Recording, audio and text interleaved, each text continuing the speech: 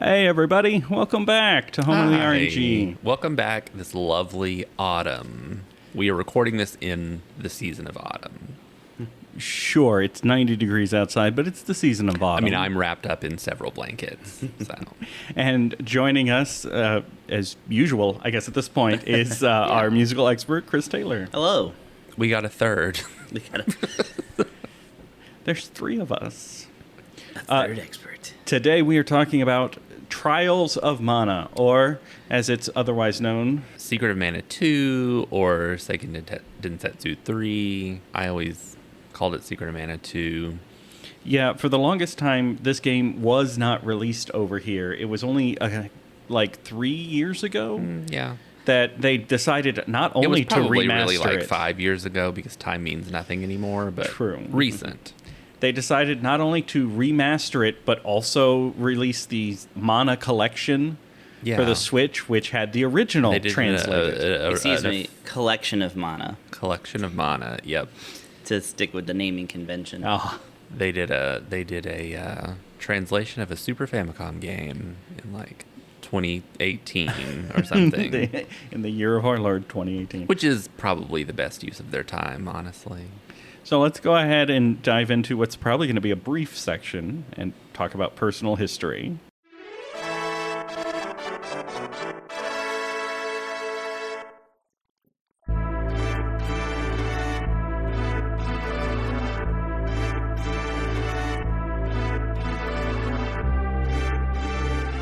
I mean, clearly I don't have the personal history with this game like I do a lot of the other ones we played because, it didn't come out when I was a kid in America. But I did play this on an emulator because I'm such a bad person, such a dangerous criminal.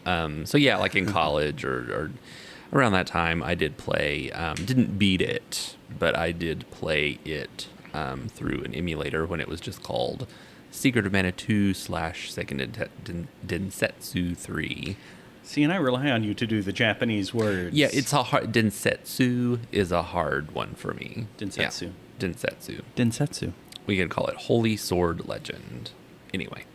Yeah, so not a lot of personal history. I fiddled with it a little bit, didn't beat it until recently, until the remake. But I've played both versions and beaten them. Nice. Mine is that, yeah, like everyone else, I attempted to play this game through an emulator way back in the day when it was first fan translated. Didn't get that far because, I don't know, it differed too much from Secret of Mana for me to understand what to do or where to go, or which actually ends up being, that was the deal with Secret of Mana too. It's just that we had friends that had beaten it and stuff back then that could tell you where to go. There was no help on this game. There's no help in Trials of Mana.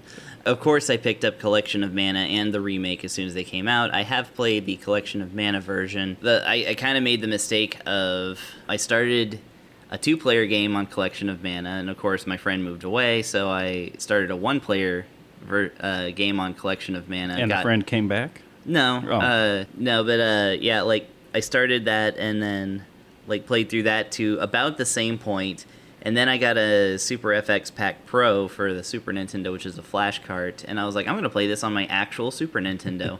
And so now I'm playing that version, and I'm about halfway through. So I would have beaten it by now, but I've had 4 false starts.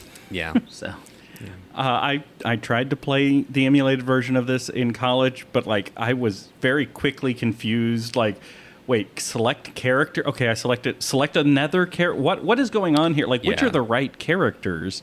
Who do I? What's happening? And then I just kind of walked away and said, let's not talk about that ever again.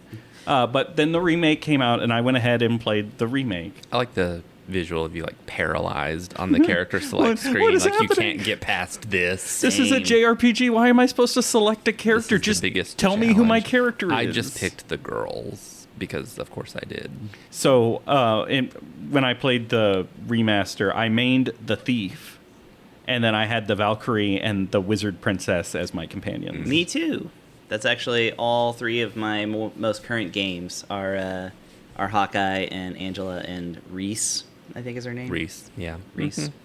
So speaking of characters, let's go ahead and move on to story and characters.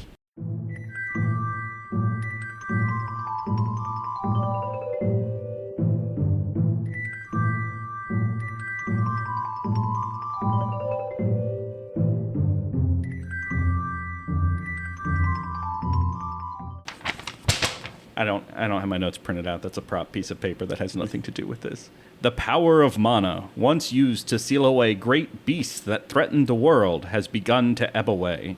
Across the land, kingdoms are becoming strangely aggressive and fighting to not only bring back the power of mana, but to be the only ones that control it. So every mana game. Yeah, and also the United States in 2022. We are fighting to be the sole wielders of the power of mana. Yeah, it is every mana game. They also use the word ebb a lot in mana games, and I like that word. That might have been what prompted me to include it in my little flavor text. I noticed that you said ebb. So, like I said, you get to pick your main character and your 2 side characters. Mm-hmm. The plot, there are 3 plots to this game. Right. And basically it's one plot for two of each pairs characters. Of characters, yes. Share a plot.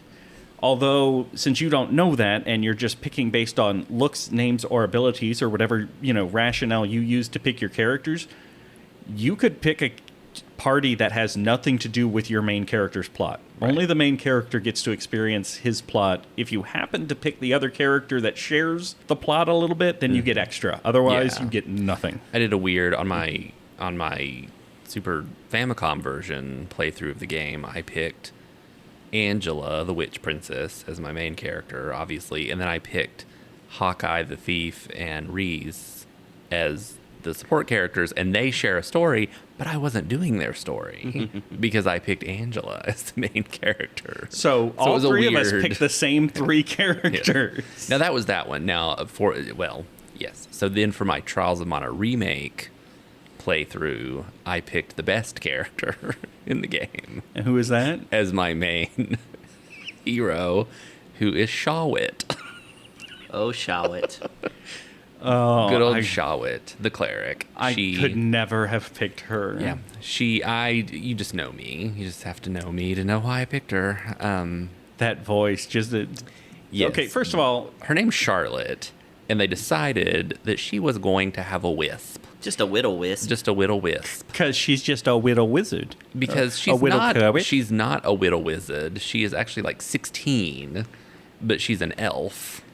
So she that makes me feel and speaks like she's about 4. Makes me feel slightly better about the fact that, like, shortly after the remaster came out on PCs, one of the first things that happened is some fans made a nude patch for Charlotte. Yeah. And made of her all the female characters extraordinarily attributed. Yeah. Leave it to those PC people. That was, like, first of all, my dude, there's the internet. If you need to see that, you can see it anywhere. But then, if you're going to take the effort, I suppose, to create nude patch for a game, you go for the kid? Did they create nude patches for the male characters? I did not research. I saw the Charlotte thing and ran screaming from the internet. Well, good. You leave all of this in, talking about naked. Anyway, Charlotte is the best character because she has a will-o-wisp, and she. Anyway, yes, I picked her. So I played her and Kevin, who she shares. Kevin the Wolf Boy. Whose name is Kevin, by the way. Great name for a werewolf. I'm a werewolf named Kevin. I love when you get obsessed with names not being weird enough. Right. Charlotte and Kevin, and then I just used Angela again. Yeah. So I've used kind of all the characters. So Hawkeye, we've talked about characters.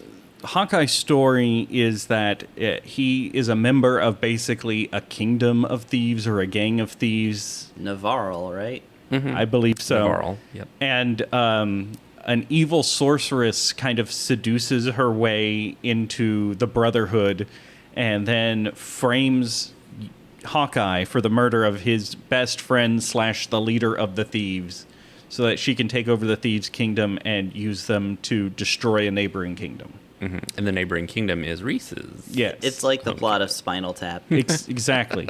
It goes to 11. That's the only one of the stories I'm familiar with. Yeah. With Charlotte and Kevin, there's like an evil jester guy who is really like the Lich King, basically.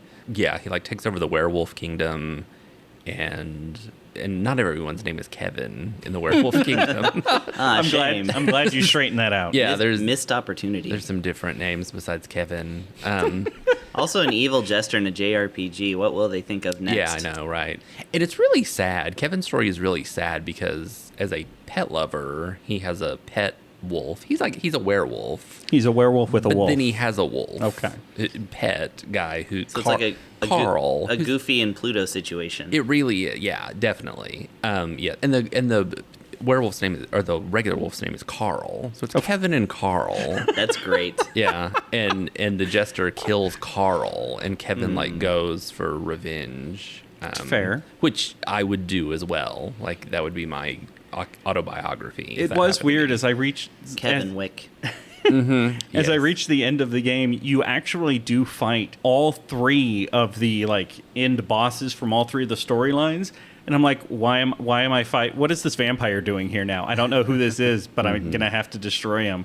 He's talking like he matters. I've never seen or heard of him. Yeah, and then Angela's, because I played hers, she fights the Dragon Lord. So I felt like I was playing Dragon Quest. So a single run through of the game is probably going to take you around 25 hours. Yeah. It's on the shorter side, which I guess promotes playing multiple times and seeing the different stories, even though they're not really that different. So do we have anything else for the story and characters, or do we want to move on to combat system? I mean, we could talk about Charlotte for So we're going to move on to ages. combat system.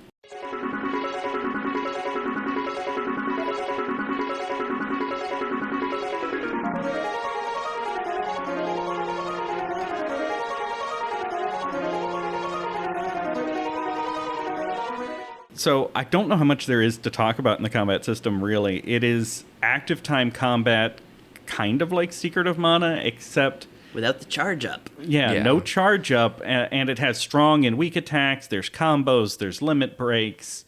It really is an active style adventure fighting game. I preferred it to Secret of Mana because I didn't like the charging in that game very much. Felt like I was just standing there a lot of the time. Yeah, it does kind of... It slows down the combat a little. It does, yeah.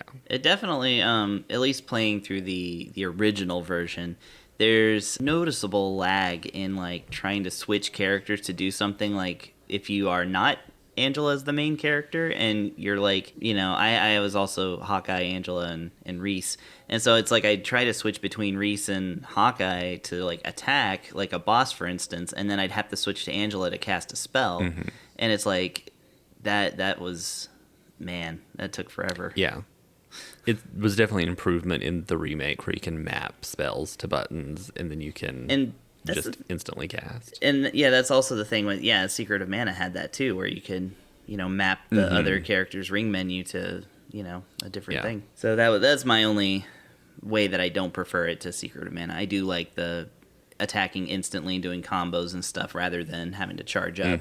Yeah. It is my understanding, and this is something I read and didn't experience, so I could be wrong, but in one original version of the game, there was a stat that wasn't implemented correctly. Dexterity, yeah, I was going to bring that up. Oh, okay, yeah, and so basically, as you got further along in the game, it became harder and harder to hit enemies. Yeah, that's why you miss so much, Yeah. because I know all about this. Your dexterity, the dexterity used in the calculation of your hit accuracy essentially is whatever that character's class's base dexterity is for that class. So like Angela or Charlotte, your mages, their base dexterity for their first class is 1.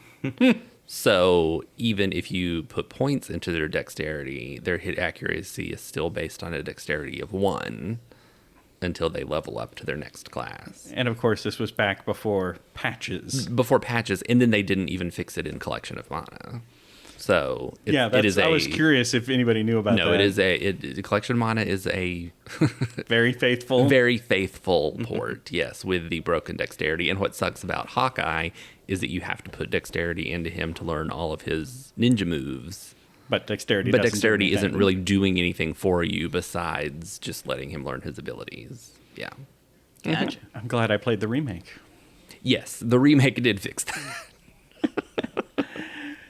Anyway, let's go ahead and, unless anybody's got anything else, for combat. Yeah, combat's fairly simple. It's fun. I mean, I think it's fun. Yeah, I actually really enjoyed it. I generally prefer turn-based combats in my JRPGs, but See, I'm becoming a more action. I like action a little bit. this one is set up pretty well. In the remake especially, I thought the combat was particularly fun. Yeah, I enjoyed the combat was the real draw to me of the remake specifically. So, innovations.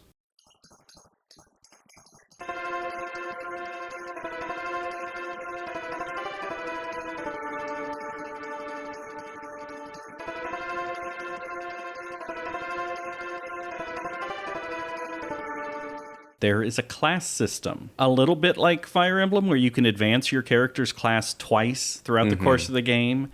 There are 7 classes for each character.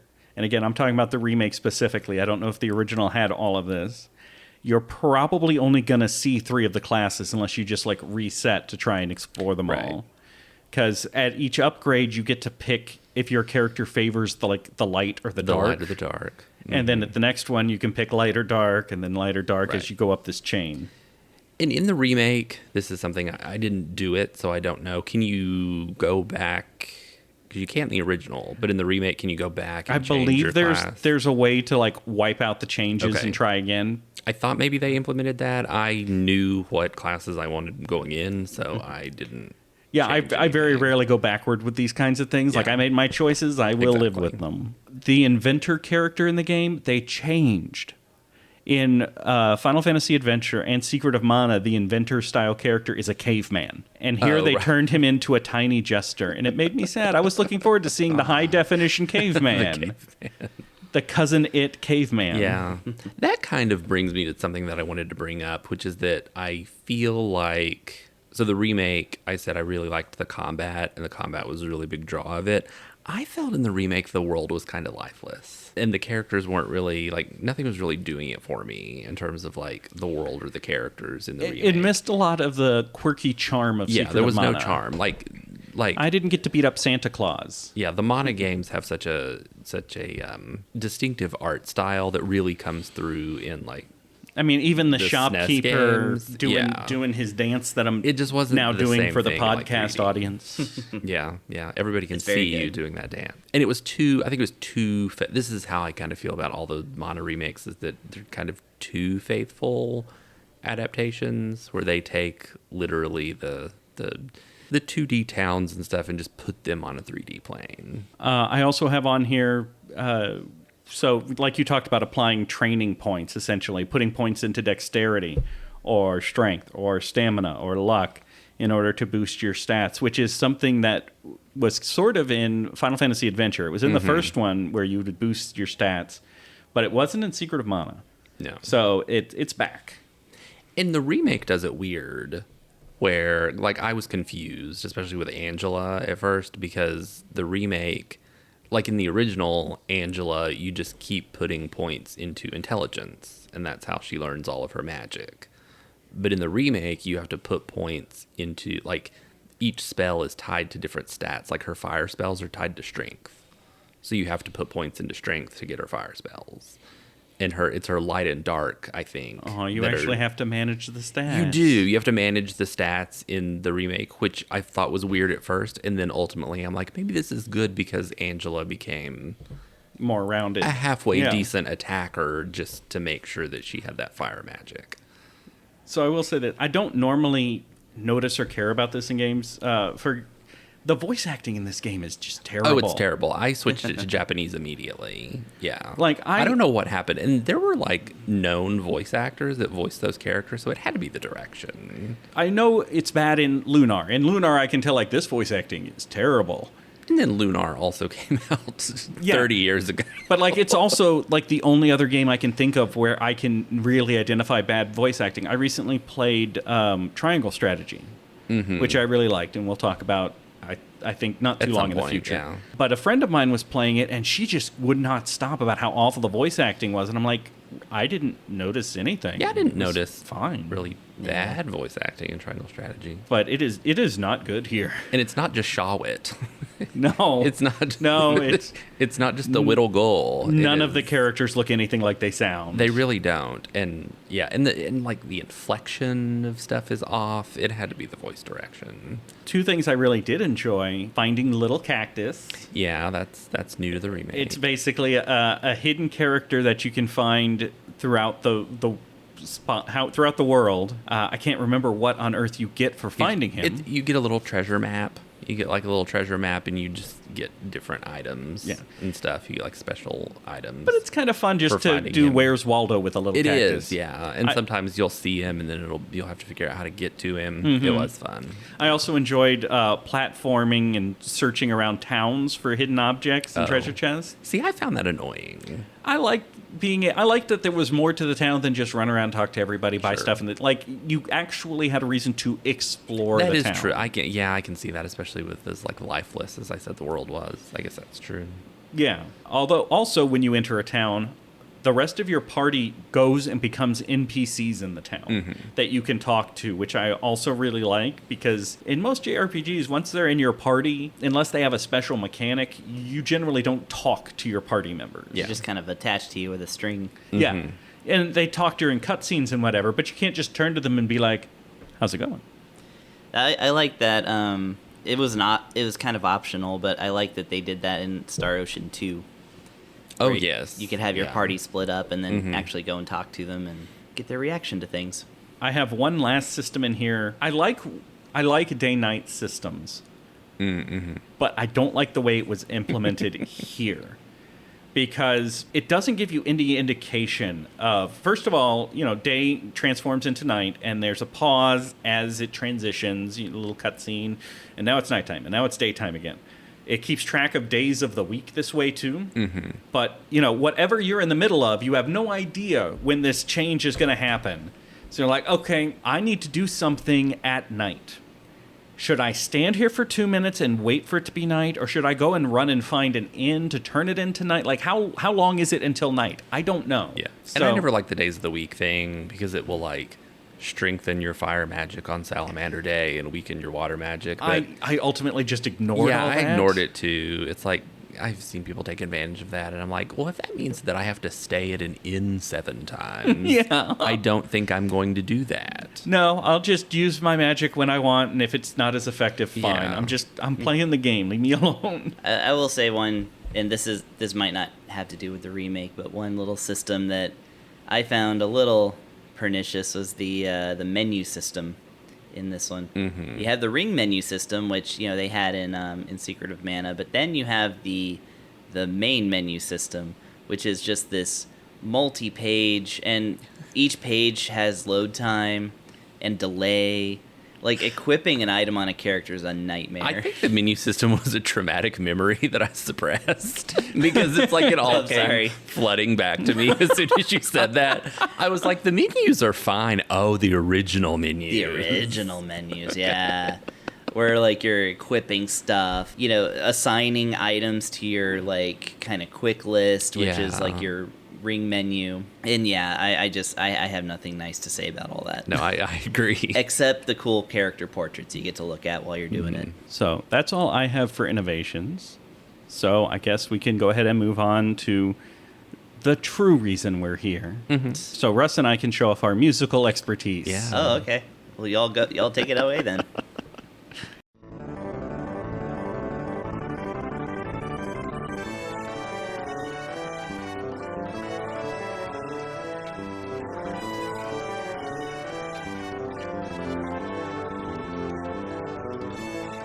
Chris, help. Okay. All right, so Trials of Mana. This game marks the return of Hiroki Kikuta, who created the legendary Secret of Mana soundtrack, which I think I covered that, right, in a previous episode? Probably. Probably. It's one of the first ones I did, I think. That sounds right. So yeah, he comes back for this one, and there's a couple of curiosities about this one. For instance, so it's well known that in the original game, he not only created the soundtrack, but he created the sounds that went into the soundtrack. He made his own custom sound fonts and stuff like that, instead of relying on what other people had lying around, which was more of a common practice. So he created these really cool, realistic sounding instruments, and then in This game, I guess he did it again because they're all different. But having said, like, a lot of his signature moves are in here.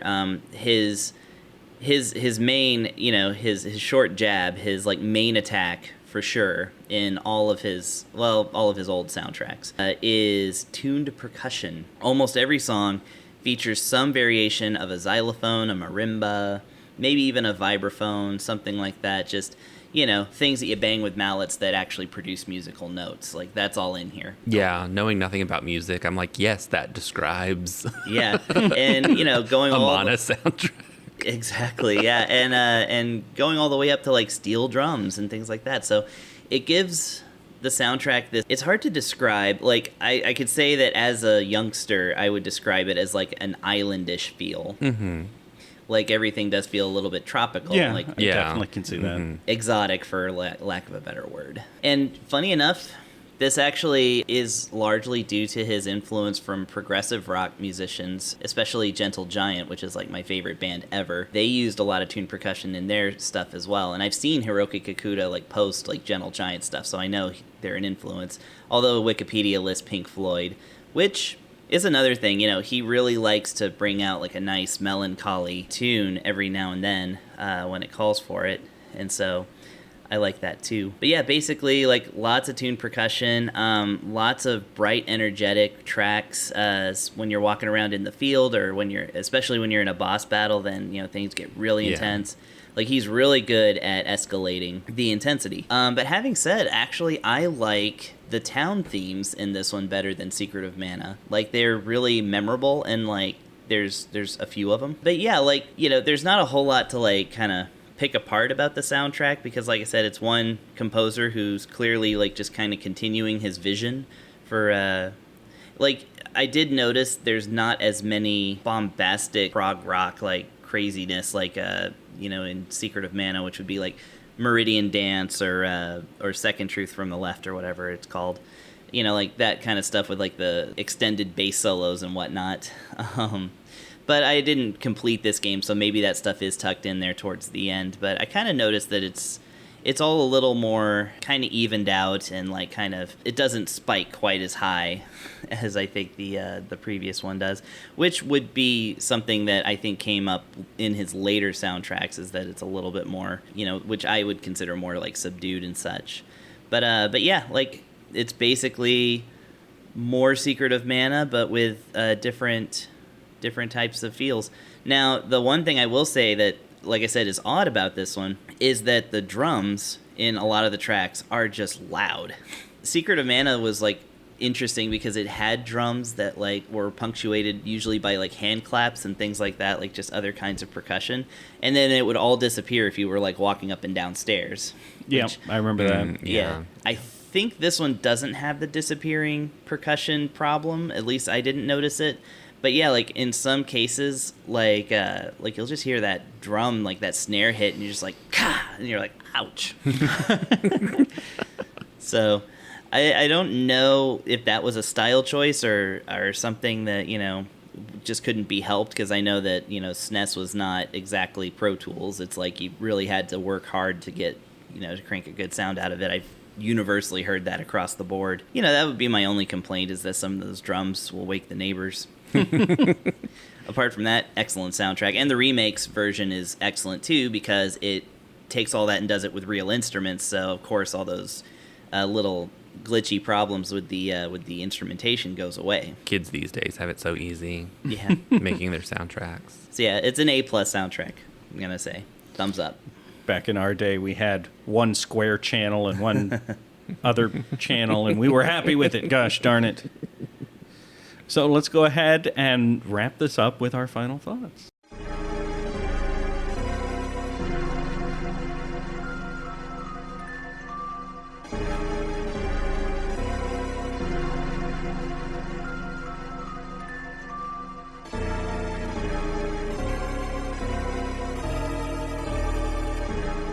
I really enjoy this game. I play these games for the combat, not so much for the story. I like a good action RPG. And I like being. I wasn't paralyzed at the character select screen like you were. I wasn't in the remake for some reason. Yeah. So I liked the idea of just picking my characters and making my own party, and I liked the class system. I mean, this game is a thumbs up. You know that I have no rating system anymore. You created a rating system, I created the rating system, and then I just like to be chaotic. But yeah, this is a really good thumbs up for me. This is a really good like mid-range good game for me. This is not like Final Fantasy 5 top tier, but it's fun. It's a fun time. My final thoughts, I think it's really fun. I love the art style. I love the music. My only real thing is that and this is the same deal with the first, Final Fantasy Adventure, the first Seiken Densetsu, was, it's a lot easier to get lost in this damn game. Like, literally lost, like, for hours. Secret of Mana, did this great job of using the landscape to kind of push you in the right direction, even if you didn't know it. And anything that you weren't sure about, you could look at signs and they'd actually tell you. But in this game, it really when you get into up in the mountains, trying to, I don't remember which one's up there, which one of the elementals, but when you go up to Reese's hometown, the Valkyries, and when you're down in the forest, or when you're just rolling around in the sea in a big turtle, or on a big turtle. Yep. Yeah. That's which is great. That was a lot of fun, actually. I liked loved that turtle. I can't believe I didn't derpy mention turtle that was. Yeah, but it's just if you're trying to sit down to a game for only a couple hours a day, and 1.5 of those 2 hours is trying to find the place you're supposed to go. It's you unlocked another traumatic memory for me. Oh my god! In playing the moon forest where the werewolves live, and you get the moon elemental. It's literally a forest maze. So in a game that is already difficult to navigate, actually, I think I'm at that part. The purpose of it is to confuse you in a forest. So yeah, and that that's not a terrible thing. It's just one wishes that we would have gotten this one back in the day, so that back when we had more time to figure these things out, because. Man, even using a guide, it sucks when they're go west, and then north, and then west, and then east here, and then down, and then south. Yeah. You're like, damn it. I kind of agree with what Russ said. The gameplay is definitely geared more towards the action experience than the story experience. It's a very enjoyable action experience. I would give it probably a B plus in terms of this is a fun game to sit down and play. It's a good time. It's comfort food, but it's not fine dining. You know what I'm saying? Yeah, that's a good description. It is perfectly acceptable. It is perfectly enjoyable. But there's no part of it that makes me want to go this is, when we're talking about things that were done well, Trials of Mana did this one thing really well. I don't think this game is going to come up in later discussions as, what game did this mechanic right? It's good. It is good. That's the whole thing. I feel like it's excellent despite the things that they tried. Do we want to do plugs? Do you guys want to talk about things that you recommend? I always forget about this part. Yeah. Well, I've got one. I recently read a comic called Paper Girls. Paper Girls is delightful. Yes, it was very good. I saw that there was an Amazon TV series based on it that got canceled, and I was going to say it was already canceled. I looked up the plot synopsis, and it's 12-year-old girls get caught in a war between time travelers when they're delivering papers one morning. And I'm like, okay, I'll check this out. And man, I read through that thing fast. Yeah. It is action. It is a page turner. It is science fiction and time travel written well. Yeah. The characters are a lot of fun. It is definitely in Russ's genre of it's girls great. doing their best. Oh, yes. You know that I'm not a big Western comic person, but Paper Girls is an exception. So, it's right in my wheelhouse. If you're a comic book reader, and 12-year-old girls delivering papers get embroiled in a war between two factions of time travelers, where they ultimately meet older versions of themselves as they try to return home. If that sounds like it might be up your alley, check it out, because it is really well done. Yeah, it's really great. Nice. I'm just going to piggyback off of that and say that I also recommend Vapor Girls. Well, because a friend of mine just came out with an album, but I feel like it's worth explaining something else having to do with that. So one of my favorite bands, like little independent bands, like literally I think they've acknowledged me as their greatest fan, is they're called Man Factory. And they do Street Fighter music. They did a 3-album Street Fighter rock opera. I have heard of them. They were handing out CDs. I went to go see a band called Auto Music. Oh, okay. That opened for a band called Arisen. That's a local band that's just bizarre. Nice. And Man Factory was there handing out CDs. Excellent. Yeah. Well, you should check out their CDs, or especially like, you know, they're on Spotify, they're on Bandcamp, you know, all that stuff. So did they turn? I missed. Did they turn Street Fighter into like an opera, or did they just cover it? No. None of all the music is original. There's not a single note from the actual Street Fighter. They avoid all the same notes. Yeah, they only the notes not in Street Fighter. Exactly. Okay. No, it's all original music. It's an original story, just using the characters of Street Fighter 2. Oh, okay. It's completely. It's an original thing. It's you know, Tommy meets, you know, Capcom. And so like that 3 albums, amazing. I listen to it all the time. Anytime I'm on a long road trip, I queue up the first album and just listen to all 3 of them. It's great. So one of their singer, songwriter, guitarists, Tyler, started his own project when he moved away, and that's when the band kind of went on hiatus / broke up. Well, I mean, I think they are still doing stuff, but in a completely different format now. But anyway, he started a one-man band, I guess, kind of thing, called Monte Carlo'd. And I don't know why. And he just released his 2nd album under that name, which just came out yesterday, September 30th. The first album is really great. It's about a werewolf, but it is like kind of symbolic of like alcoholism and stuff like that. But is his name Kevin? No, Okay. We don't know actually. It might be. It might okay. be. He can be Kevin if you want. I don't think that it's stated. And then the 2nd album just came out. I'm still listening to it, but it's a little more standard, but it's really, really good. Great like pop rock hooks, good guitars, and just, you know, sincere songwriting. And I definitely recommend checking it out. It's all cheap and or streamable.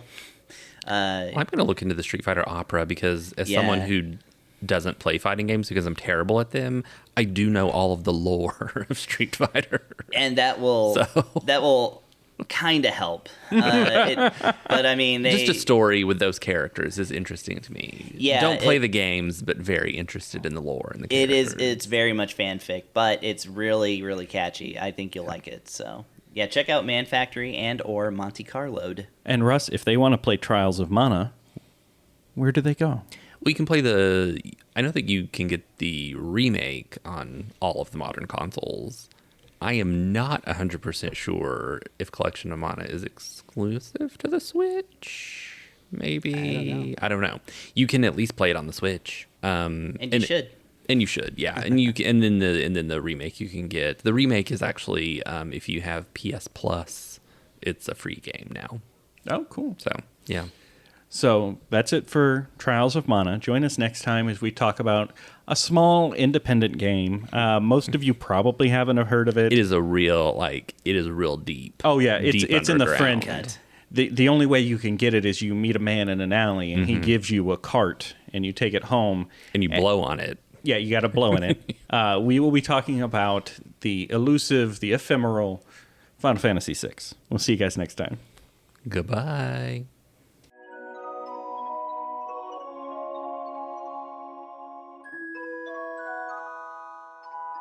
Home on the RNG is a presentation of Mad Centaur Productions. You can find Jeff on YouTube at youtube.com/Centaur Productions or on Twitter at Jeff Centaur. You can find Russ on Twitter at RussMac25. You can find Chris on Twitch at twitch.tv/LiarExaggerate or on Twitter at EnrichFlavor. Thank you for listening, and remember to save your game before powering off this podcast.